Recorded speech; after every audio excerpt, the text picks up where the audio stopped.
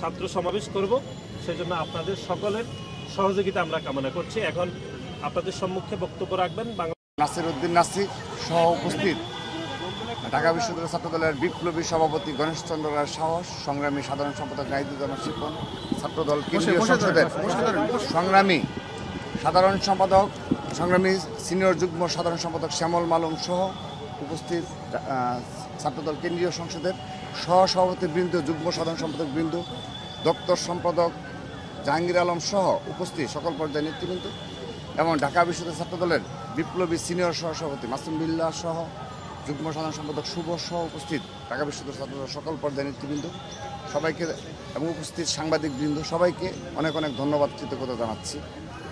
ইতিমধ্যে আমাদের সাধারণ সম্পাদক, ছাত্রদল কেন্দ্রীয় সংসদের সংগ্রামী সাধারণ সম্পাদক আগামী 3 আগস্ট 2025 বাংলাদেশ জাতীয়তাবাদী ছাত্রদল এক ঐতিহাসিক ছাত্র সমাবেশ আয়োজন করেছে। জুলাই আগস্ট গণঅভ্যুত্থানে ছাত্র জনতার বিরোচিত ভূমিকাকে স্মরণ করে এবং বিশেষ করে যারা শহীদ হয়েছে তাদের স্মৃতির প্রতি শ্রদ্ধা জানিয়ে, যারা আহত হয়েছে তাদেরকে স্মরণে রেখে আমরা বেশ কয়েকটি কর্মসূচি ইতিমধ্যে পালন করেছি। 1 জুলাই থেকে শুরু করে আমাদের সেই কর্মসূচি চলমান রয়েছে এবং সর্বশেষ আরেকটি বৃহৎ কর্মসূচি হলো 3 আগস্ট 2024, যেদিন এই শহীদ মিনার থেকেই এক দফা কর্মসূচি ঘোষণা হয়েছিল এবং সেদিন ছাত্র দলের হাজার হাজার নেতাকর্মীর স্বতঃস্ফূর্ত অংশগ্রহণ ছিল এবং আমি নিজে সভাপতি হিসেবে সেখানে উপস্থিত ছিলাম এবং সহ আমাদের ছাত্র দলের ঢাকা বিশ্ববিদ্যালয়ের সহ সকল পর্যায়ের হাজার হাজার নেতাকর্মী সেদিন এই শহীদ মিনার সমাবেশ হয়েছিল।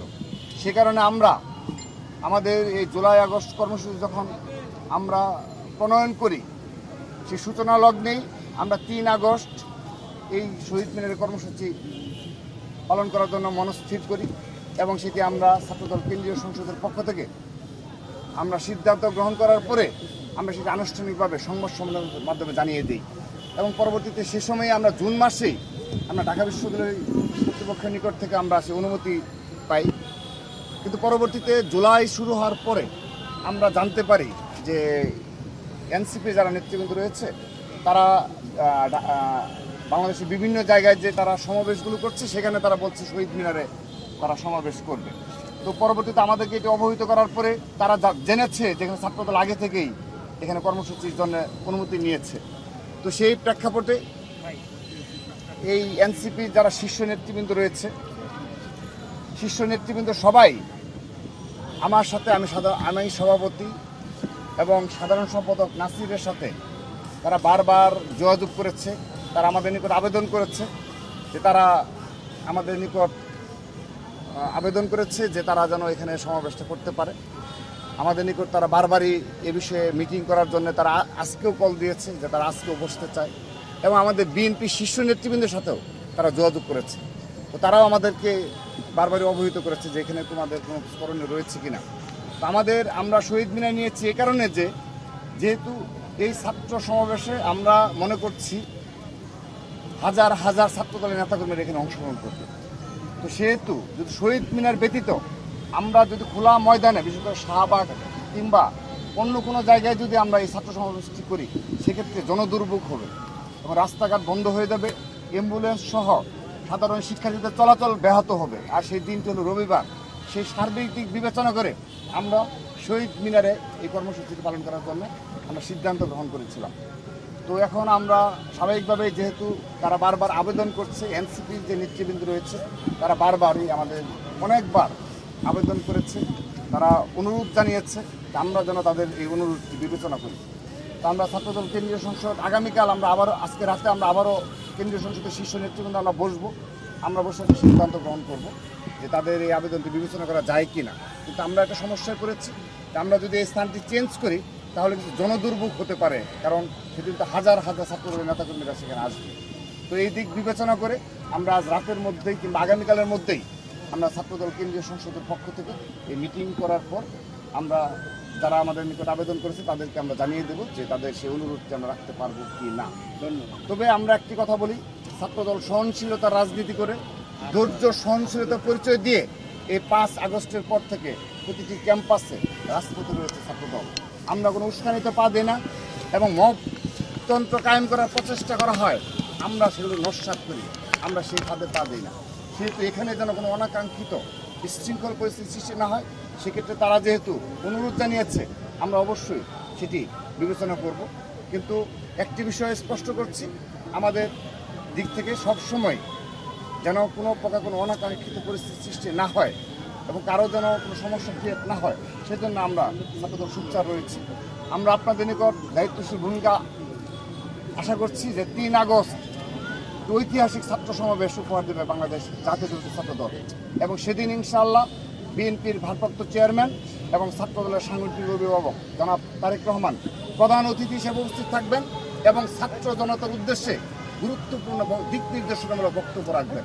যে বক্তব্য শোনার জন্য ছাত্রদলের আপামর নেতাকর্মীরা উন্মুখ হয়ে রয়েছে, যে আগামীর ছাত্র রাজনীতির প্যাটার্ন কী হবে এবং আমাদের কী করণীয়, সাংগঠনিক অভিভাবক তিনি সেই দিক নির্দেশনা দেবেন। আপনাদের সকলের সহযোগিতা কামনা করছি, সবাইকে ধন্যবাদ। তাহলে আমরা কি মানে এখানে দেখলেন না যে আমরা মোটামুটি আমরা একটা টিমও করে দিয়েছি ইতিমধ্যে। এই যে ঢাকা বিশ্ববিদ্যালয় প্রেসিডেন্ট সেক্রেটারি এসেছে, তাদেরকে দায়িত্ব দেওয়া হয়েছে। সিনিয়র জয়েন্ট সেক্রেটারি তিনিও দায়িত্বপ্রাপ্ত, যে কোথায় স্টেজ হবে এবং মনিটর কোথায় বসানো হবে, এগুলো আমরা মোটামুটি স্থির করে ফেলেছি। কিন্তু তারা গতকাল রাতে আজকে এবং বারবারই করেছে। তো আমরা দেখি কী করা যায়, কিন্তু আমরা এখানে করার জন্য অবশ্যই আমাদের সেই প্রিপারেশন এবং আমরা সেই অনুযায়ী প্রস্তুতি চলছে। মানে আমরা কনক্লুশনে যাইনি জি। মানে এখনো পর্যন্ত আমাদের সকল প্রস্তুতি আমাদের কেন্দ্রীয় শহীদ মিনারে আমরা করব। ওনারা যেহেতু এটি বলেছেন, আমরা আমাদের ছাত্রদল কেন্দ্রীয় সংসদের সাথে আলাপ করবো যে এটি পুনর্বিবেচনা আদৌ যায় কিনা। যদি সম্ভব না হয় আমরা এখানেই আসলেই করব। কিন্তু আমাদের এখান থেকে অনুমতিটা আসলে এখনো পর্যন্ত নেওয়া আছে এবং বিশ্ববিদ্যালয় প্রশাসন, বিশেষ করে মাননীয় প্রক্টর, তিনি আমাদেরকে লিখিত জানিয়েছেন যে আমরা অনুমতি যেহেতু আমরা পেয়েছি আমরা এখানে করব। কিন্তু আমাদের অনুরোধ রয়েছে, কিন্তু আমরা এখনো পর্যন্ত মনস্থির যে আমরা এখানে কেন্দ্রীয় শহীদ মিনারে আমাদের প্রোগ্রামটি আমরা করব। যদি এখানে না করেন ভেন্যু কোথায় আপনারা করতে পারেন? এখানে আরেকটি অনাকাঙ্ক্ষিত বিষয় আসলে বলতে নেই, তারপর বলতে হয় যে এখানে যেহেতু আমরা জুন মাসে এই কর্মসূচিটি স্থির করে ফেলেছি আর কি, কিন্তু এখানে কিন্তু তারা যদি এই পরিস্থিতির সৃষ্টি হতো না, তারা যদি ওই সময় হয়তো তারা কী কাজে ব্যস্ত ছিল সেটা আমরা বলতে পারবো না। ঢাকা বিশ্ববিদ্যালয়ে কোনো কর্মসূচি পালন করতে হলে কিন্তু কর্তৃপক্ষ অনুমতি নিয়ে পালন করতে হয় এবং সেটি কিন্তু একটা নিয়মের বাধ্যবাধকতা রয়েছে।